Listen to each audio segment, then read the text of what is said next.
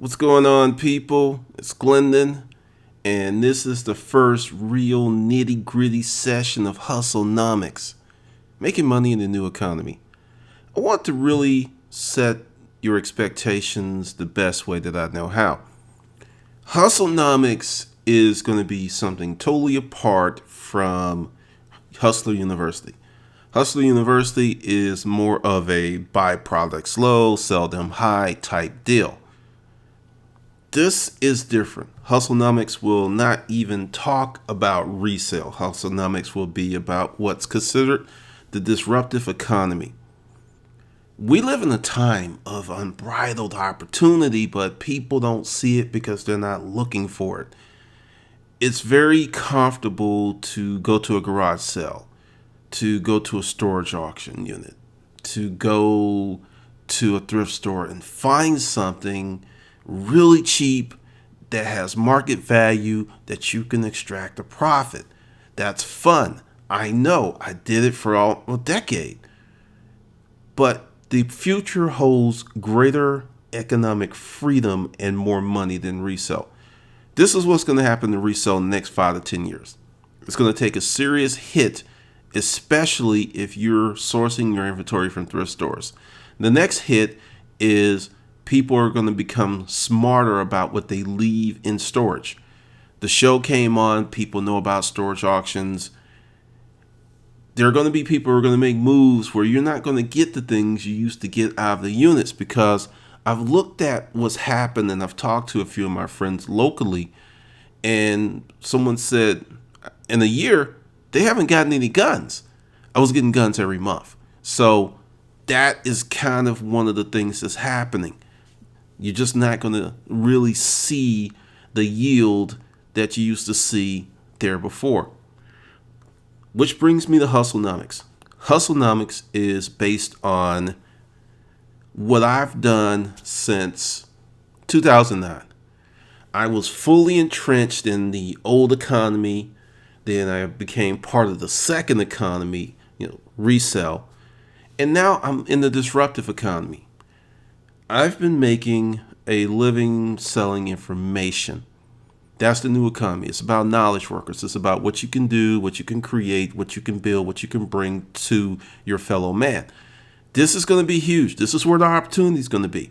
It's going to be very challenging to build what I had before. I know that because, and just to give you some numbers, I estimated it would take me around $50,000 to gear up to really get back in the business, get a warehouse, get the trucks. About 18 months, maybe 2 years to really start cranking it out. And there's still an opportunity and it's still on the table. But this is the thing. This old saying, luxuries once tasted become necessities. I'm not going to even lie about it. I don't want to crawl around in units anymore. I miss getting new shit. Trust me on that. But I'm looking in terms of the future. And I'm looking in terms of my new career. Being a knowledge worker, you can be 80 years old, 90 years old, and still working your job or your business, because it's using your mind versus your body. That's the future. And that's the reason I am doing HustleNomics, because I want you to, if you're still reselling, I'm not going to say stop. What I'm going to say is resell, do what you can, make all the money you can, but also start some business in the new economy where you're selling your information, where you're selling certain skill sets you have. I don't care if it's $50 a month. I don't care if it's $100 a month. The experience that you will get from doing that will be invaluable going forward, because everything is changing. Everything. But in this new economy, you can start from scratch. When I say scratch, no website, no YouTube videos, nothing. You must have had something in your life. I mean, there are people who know how to bake cakes, and if you've got a certain way to bake cakes, you can do a book about that and sell it. You can do recipes. There was a guy years ago that was doing fast food chain recipes. Essentially, he was telling you how to make the stuff that you can go out and buy and make it at home, and it did very well. So it doesn't have to be earth-shattering, and it doesn't have to be rocket science. It could be something as simple as a book bag that you can make for $3 or $4 and sell for 20. That's the new thing. What I want to orientate you to in this section of the Hustler Mindset Project is selling your expertise, selling your skills. See, you are the factory. You're the ideal generator. And, just to give you an example, my first year as a full-time offer, for month 14, I did $62,000, which does not sound like a lot of money. But based on my old business model, I would have had to make $112,000 to have that type of net income because the money was going out. It was just going out. I mean, that was just it. I would have had to do a lot more. I wouldn't have had the freedom. So what I'm looking to instill in you and help you get to is how to make some money at home. And that's why I'm going on with this lengthy explanation of what's going on, because many people don't know I have made a pivot from the storage auction business, and I started like April of 2012. And the thing is, that's what I'm known for, and people are still with that. But the pivot is this, because as we go forward in this webinar, I'm going to show you something that's going to blow your mind. But the genesis of this whole thing is, what can you create and make money with? That's the starting point versus going out. Because see, this is the thing. Say you create something really nifty. Say you create this $7 product, right? $7 product. It's an information product. It costs you maybe $200, $300 once you get it, your hosting and stuff. And that product makes you $100,000. That's incredible value. Say it only does it once. That you could go ahead and pay off your car, pay off all your credit cards or whatever, and you did this and you're done. I mean, you got to start thinking of, if I make X amount of money, what will this solve in my life? What freedom will this grant in my life? How much money can I save? What assets can I buy? Versus buy, sell, because that's a loop. And I was in it for a long time until my health failed and I had to get out of it. And I think, honestly, if I didn't get kicked out of the business, I would still be in it.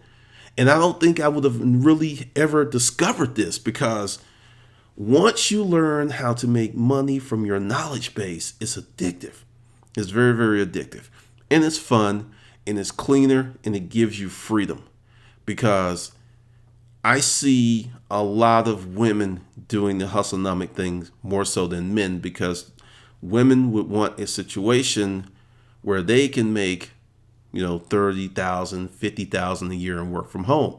That is an incredible amount of money for someone who's able to stay at home, because if you have little kids, it's how you manage it.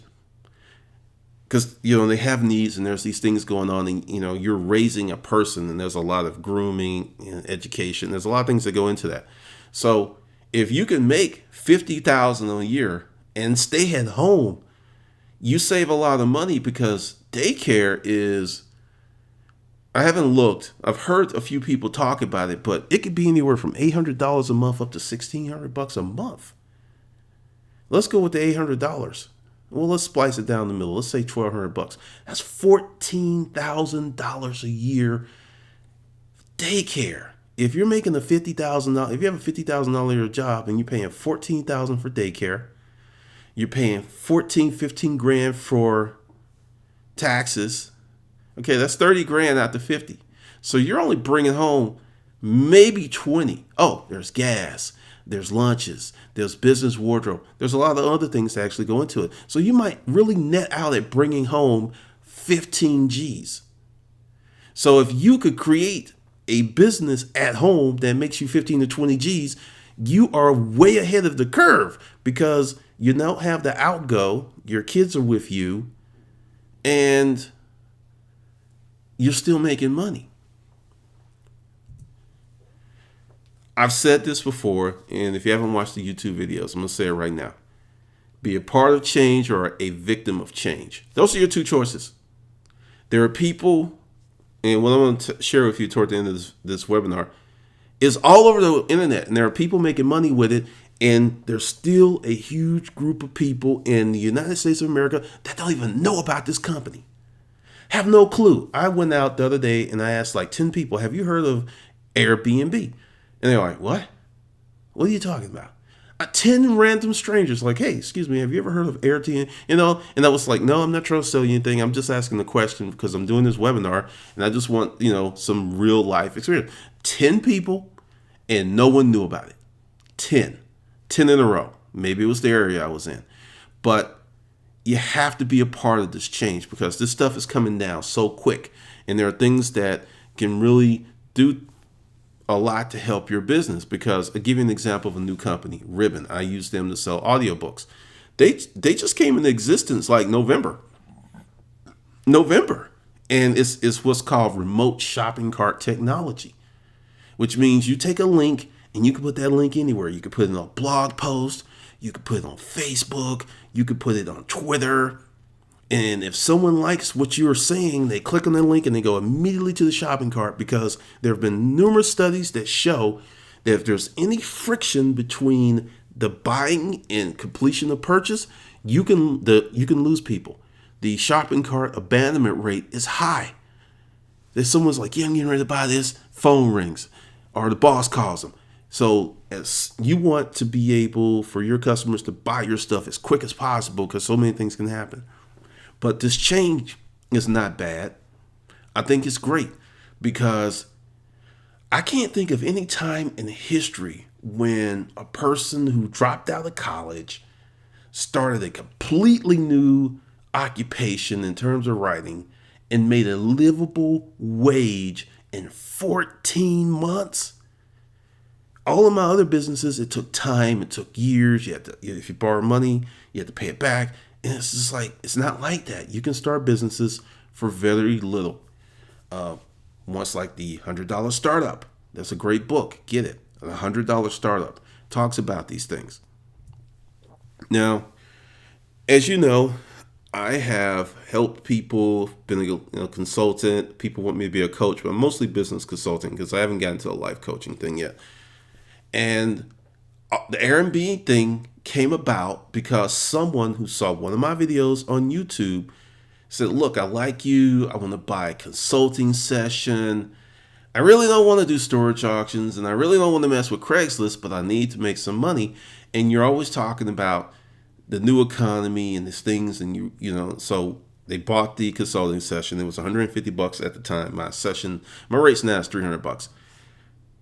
The person who got it was talking, and this is the deal with the consults. There's no slides to them in their business because this is what I feel, and I talk about it on YouTube. If you pay me to help you develop something for your business, I am not going to broadcast it on YouTube or a webinar because this is what I think. Great information spreads like wildfire. So someone can come in their hometown and start competing with them and actually maybe reduce their profits for something that they've never really even heard of if it wasn't for this person buying the consulting. So if you ever get a consulting package from me, I may give some like, hey, X, Y, and Z did this, but I'm not giving your name. I'm not giving your complete business. I'm not even giving what state you're in. Because, when you pay me to consult with you, that's a closed loop between me and you, and that's it. So you will not get any particulars, and that's what everybody wants. And I did that a few times before early on, and I had people contact these folks. And the first few emails, the people were gracious. But when you get 20, 30, 40, 50 emails from folks who just like, hey, was this real? Did this go down? And then they want to have more conversations. That's a big drain on a person's time. So understand, you will not get that. Now, let's go with the first one who paid for the consulting session. We were looking around. I knew about Airbnb. I knew about some other stuff because I'm always reading. And I was like, I ask people like, what's your story? Where are you from? What are you doing? What are your skill sets? Because one of the reasons I like consulting is I get to help people solve real problems because everybody may put on their pants one leg at a time, but they're walking on a different street. They're living in a different house. They're breathing different oxygen. People are different. You can have two guys who are like 85% the same, and that 15% differential could be huge between both of them. So this was a female. We were just talking, and I was like, so, what's your story? Do you have any assets? And she's like, what's an asset? It's like, do you have a house? Do you have a car? And she said, no, I don't have any assets. And we kept going on. And about 20 minutes later, my grandmother died and left me a house, and it's just sitting. I said, that's an asset. Okay? I'm serious. This is a single mother, two kids. And I was like, well, that's an asset. Is it in probate and everything? She said, no. She left it to me in the will. It's mine. She even left me some money. I paid the property taxes. And it's just, and this was her exact words. She said, it's out in the boonies. And I was like, it's about 45 minutes from where she lives. And she's like, it sits on 2 acres. And I say, so essentially what you're telling me is you have a country cottage. She said, yeah, it's a house, but I guess you could call it that. So she actually bought some more consulting sessions. So we worked up a business plan. I introduced her to Airbnb, and she put it on Airbnb. She made $600 the first month. She was blown away because where she lives, $600 part-time money is insanely profitable. She, and put it this way, she could ball out. And she's rented the house, and she's, she keeps renting it. And, she's pretty much, because the thing is, she's, 2 small kids, single mother. She just can't be going out there because the way Airbnb works, and I want you to go to the site and just look at it, that, she drives out there. She makes sure that people have the keys. She makes sure everything is straight. And, that's a big drive. So she does it like once a week. But she does about $1,200. She said she really crunked it out because she had to get a car fixed. And she was going out there all the time. And she had 1 month where she did like $3,000. And, she has a job. But that month she did $3,000. She made more with that house than she did on her job. So she was real happy with it. She was very pleased with it. And then I met someone else for another consult, and they had a totally different situation. They had a house with a mortgage, but they had lost their job, and the house was really, really nice. And we had did this consult during Skype, and I just noticed, I was like, wow, you got great taste. Your place is nice. And then he was just like, yeah, this thing's eating my ass alive. I mean, the mortgage here is like, $2,000 a month. And like my unemployment, and it's like I'm dipping in savings. So this is pretty tight. And I just like said, well, do you like the house? He said, not really. I was like, well, here's some things that you could potentially do, because the house was really swanked. It was very tastefully decorated. That's part of it. We did the Airbnb thing, and it worked out well. First month he did $2,500. Second month he did $5,000. He's kind of there, and he has a girlfriend. And when he's not living in, when the house is for, guests, he's living with his girlfriend. He kicks her a few dollars and everything, and it's like helping him climb out of this hole. And then he got in the storage auction business. So he used that money to pay the mortgage and also to buy product, with still leaving his unemployment, because he got a package. And I don't know if the unemployment was about to run out, because I don't know how that works anymore. But he had his package where he was getting paid, and then I think unemployment kicked in. Something like that, but it was getting close to either losing the package money and going strictly on unemployment, something like that. But this worked for him like in 60 days. He was up to this kind of income level. And that's one of the reasons I'm bringing you Airbnb, because it's seriously, seriously powerful if you have property. Now, I will talk about the third one, who I did not recommend this. They did it all on their own. It was another consult. We were talking about some stuff. They were doing pretty well in the storage auction business. And he had a house. He had 2 houses. He bought a house, got married, got divorced, and ended up with both the houses. And he said he was using one house, because it was just kind of smart, because he was using one house to have garage sales, and then he would switch back to his house. But he could only do it once a month, so he would make them count, because he figured he can get away with it once a month. And then when I told him about Airbnb, he went hog wild, because he was consulting with another thing, and he has his 2 houses. Then he went out, and he had an opportunity to get this condo in a very nice part of town. So he bought the condo from the owner. And then he just started putting tenants in there. Now, the deal is, if you know about condos, some condos have it in their tenants. You can't rent out the condo. Don't know what's going on with that. But he showed me, he consistently for like 4 months did $10,000 a month. from that condo and the house, and just the rental payments. I mean, the guest payments, because it's kind of weird. Like Airbnb gives you the ability to be a hotel, essentially, just to keep it really cheap. They've actually had some lawsuits because the hotel industry was like, hey, they don't have to do what we're doing. But it's pushing forward because typically Airbnb screens the people. There's some stuff that's going on with that. And it's just, if you look at the opportunity, that if you have a property and there's some people that rent out a room and they don't leave. There's a lot of people, they don't leave. They're just like, you rent out your spare bedroom. You can rent out your spare bedroom from anywhere from $45 up to $250 a night, depending upon the amenities to come. And for some folks, if you go to the site and you do the research, for some people, Airbnb has actually helped them create new friendships. Because, they're at home. Because the thing is, when someone comes to stay with you, you have a lot of FaceTime with them. And there was this, actually it was on CBS. There was this older woman, I think in her 60s, and she rents out rooms in her house, and she loves it. She says, I have breakfast. She said the guests were fun for her because it gave her new energy. So there's more than just the money aspect of this. There's a lot of other things that can happen. And going forward with HustleNomics, I'm only going to give you one concept at a time. So it's going to be either a real long webinar or a real short webinar, but it's just going to be like, hey, here's this concept, here's what's going on.